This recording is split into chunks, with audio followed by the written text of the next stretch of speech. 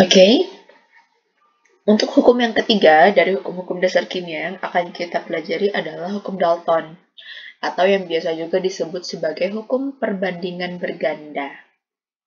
Nah, jadi si Dalton ini menyatakan bila ada dua unsur yang dapat membentuk lebih dari satu senyawa, kan?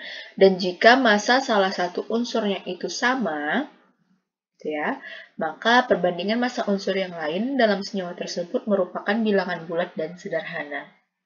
Jadi maksud pernyataan dia itu seperti ini. Kalau misalnya ada dua buah unsur, kita misalkan ada unsur A dan ada unsur B, gitu ya.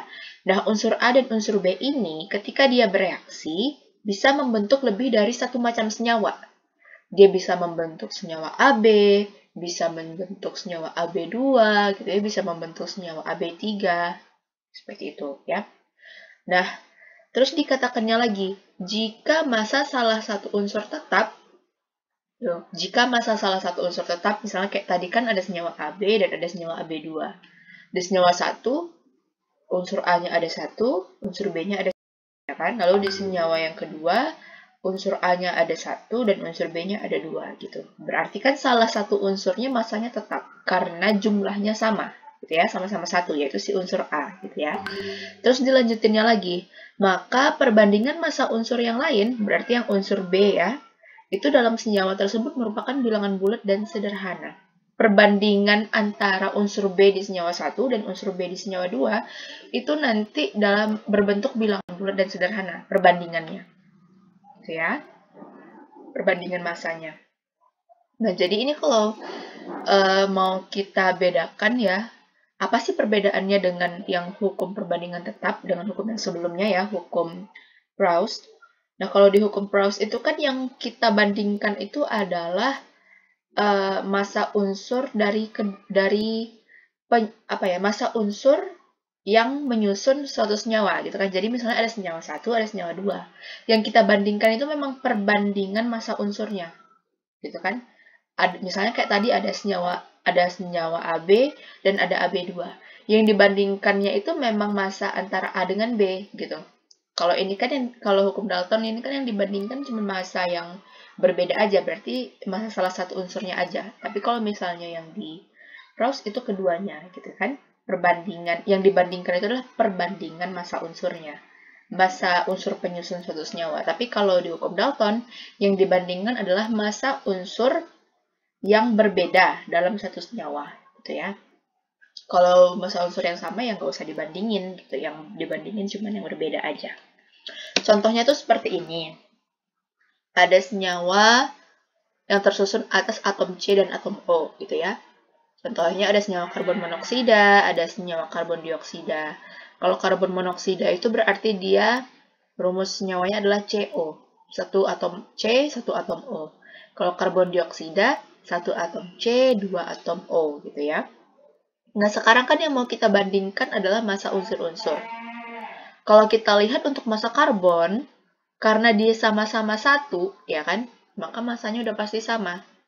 Massanya ini adalah AR unsurnya ya. Jadi kalian bisa cek di tabel periodik. Di tabel periodik, nah kira-kira AR atom C itu berapa? Nah, segitulah massa unsurnya gitu ya. Di sini diletakkan 12 gram untuk karbon ya kan, karena mereka masing-masing satu, maka yang di atas 12 gram, yang di bawah juga 12 gram. Lalu kita lihat untuk unsur O-nya. AR unsur O itu adalah 16 gram. Dibulatkan menjadi 16 gram ya. 16 gram. Nah, karena dia ini cuma satu, maka ditulis di sini 16 gram. Tapi karena yang di senyawa 2 itu dia adalah 2 buah atom O, maka tadi masanya dikalikan 2. 16 dikali 2 sama dengan 32 gram oksigen. Dan bisa kita lihat di sini, massa yang berbeda itu adalah massa si oksigennya, gitu ya. Maka yang akan kita bandingkan berdasarkan hukum Dalton di sini adalah yang unsur oksigennya, ya, karena oksigennya yang memiliki massa yang berbeda, gitu. Nah, jadi kita bandingkanlah unsur O pada senyawa 1 berbanding unsur O pada senyawa 2, yaitu adalah 16, ya kan, berbanding 32. Nah, ini kan sebenarnya dia udah bilangan bulat. Ya kan, bilangan bulat udah ini ya, dia bukan desimal gitu ya, bukan berkoma-koma gitu ya. Dia sudah bilangan bulat, namun dia belum sederhana. Sementara tadi syaratnya kan perbandingannya harus bilangan bulat dan sederhana. Maka supaya dia sederhana, kita bagilah dia dengan 16 gitu ya. Maka kita dapati perbandingan 1/2. Seperti itu. Nah, jadi perbandingannya berdasarkan hukum Dalton untuk unsur oksigen pada senyawa karbon monoksida dan senyawa karbon dioksida adalah 1/2. Seperti itu. Begitu juga nih dengan contoh-contoh yang lain pada belerang dioksida dan belerang trioksida. Karena yang berbeda terdapat pada unsur O-nya, maka yang kita bandingkan adalah unsur O pada senyawa 1 dan unsur O pada senyawa 2. Perhitungannya seperti pada tabel. Lalu nanti ini juga yang nitrogen monoksida dan nitrogen oksida ini perbedaannya terletak pada unsur N, ya kan? Nah, berarti nanti yang kita bandingkan adalah unsur N-nya gitu, 14/28, ya. Kalau ini 32/48. Nah, yang 32/48 ini dapatlah dia 2/3. Kalau yang 14/28 ini dapatlah dia 1/2. Maka dapat disimpulkan perbandingan massa yang didapatkan, ya, perbandingan massa yang didapatkan itu merupakan bilangan bulat dan sederhana. Seperti itu. Nah, ini ada contoh soal, ya. Contoh soalnya adalah unsur A dan B dapat membentuk dua macam senyawa. Oke, ada dua buah unsur ya yang dapat membentuk dua macam senyawa. Senyawa 1 mengandung 40% unsur A, dan senyawa 2 mengandung 25% unsur A, itu katanya. Nah, sekarang tentukan perbandingan massa unsur B, sehingga mengikuti hukum perbandingan berganda Dalton. Karena di sini udah diketahui ya, yang memiliki perbandingan berganda Dalton itu adalah unsur B, maka otomatis secara tersirat di soal ini dia menyatakan bahwa unsur A itu merupakan unsur yang memiliki massa yang sama, ya kan? Karena dia bilang di sini yang memiliki perbandingan berganda Dalton itu unsur B, gitu ya kan? Oke, kalau gitu kita coba ya lihat cara penyelesaiannya. Nah, di sini kita bikin tabel, ya kan? Ada senyawa 1 dan senyawa 2. Persen A pada senyawa 1 adalah 40%. Otomatis persen B-nya adalah 100 dikurang 40 sama dengan 60%, gitu ya. Untuk senyawa 2, persen A-nya 25%, ya kan? Sehingga persen B-nya adalah 100 dikurang 25, menjadi 75%. Nah, kalau misalnya kita lihat seperti ini kan angkanya kalau misalnya mau kita bandingkan, itu nanti perbandingannya bakal berkoma-koma, ya kan? 40/25. Gitu. Nanti jadinya keduanya kalau kita bagi dengan 25 jadinya 1, sekian berbanding 1, ya kan. Terus yang ini juga 60/75, kalau kita bagi dengan 60 jadinya 1 berbanding 1, sekian, ya kan. Nah, jadinya itu kan bukan merupakan bilangan bulat ya, tapi jadinya desimal karena dia pakai koma-komaan gitu ya. Nah, jadinya gimana caranya supaya dia menjadi bilangan bulat gitu ya? Supaya dia bisa menjadi bilangan bulat, maka kita kalikan dia dengan faktor pengali. Karena ini adalah dalam persen, ya kan? Maksimumnya dalam persen itu kan adalah 100, ya kan? Maka karena kita ketahui si unsur A ini adalah unsur yang memiliki jumlah massa yang sama gitu ya.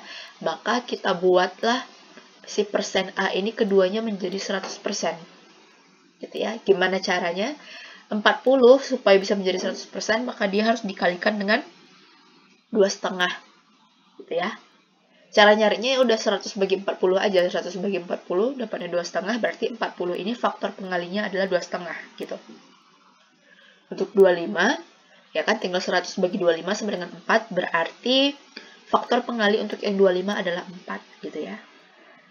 Nah, jadi setelah kita kali nih, 40 kali 2,5 sama dengan 100, 25 kali 4 sama dengan 100, sudah kita dapati perbandingan massa untuk unsur A adalah 100/100 atau 1/1. Maknanya massa mereka sama gitu ya. Nah, sekarang kita lakukan juga hal yang sama dengan unsur B. Kita kalikan mereka dengan faktor pengalinya. 60 kali 2,5 sama dengan 150.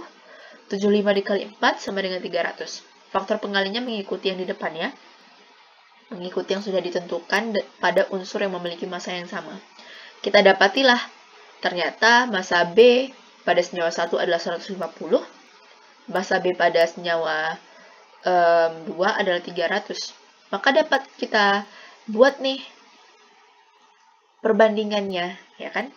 Perbandingannya sudah menjadi bilangan bulat, 150 berbanding 300 sama dengan 1 berbanding 2. Merupakan bilangan bulat dan juga sederhana. Ya. Jika ada pertanyaan, silahkan dibuat di kolom komentar atau langsung saja ditanyakan di grup WhatsApp.